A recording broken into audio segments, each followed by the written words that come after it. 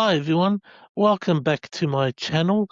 Today I will be reviewing the Indonesian horror movie Danur, the last chapter. So this movie is the third movie in a trilogy, and this movie brings the trilogy to a close with a film that aims higher than it ultimately reaches.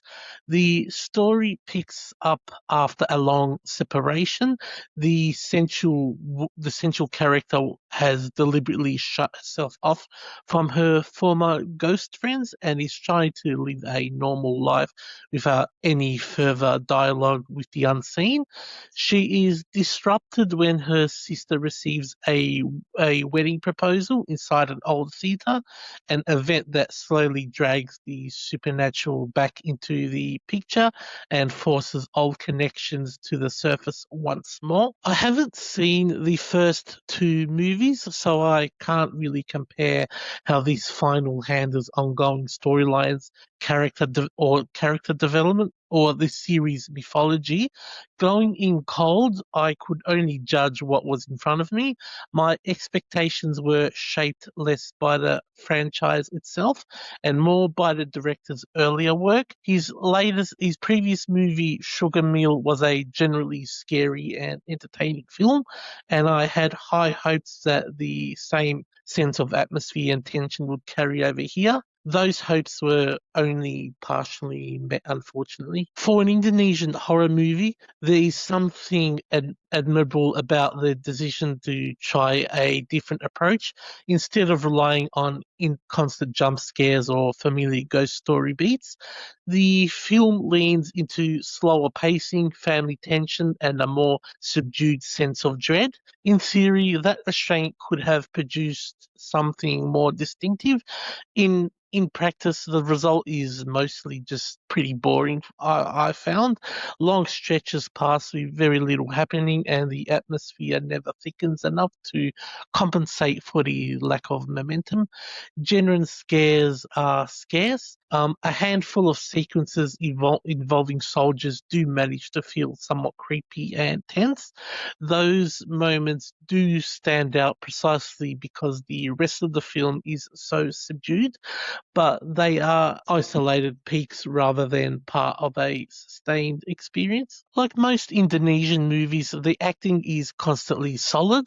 The performers commit to the material and keep the emotional undercuts somewhat believable, even when the story itself drifts. Still, I found myself wanting more time with the ghost children. Their limited presence feels like a missed opportunity in a series built around that particular relationship. The film keeps them at a distance just when their return could have injected more energy or emotional weight into the middle section.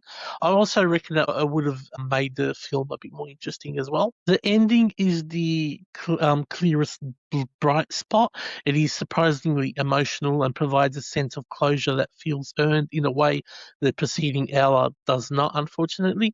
That final stretch almost makes you wish the rest of the movie had carried the same weight and focus almost.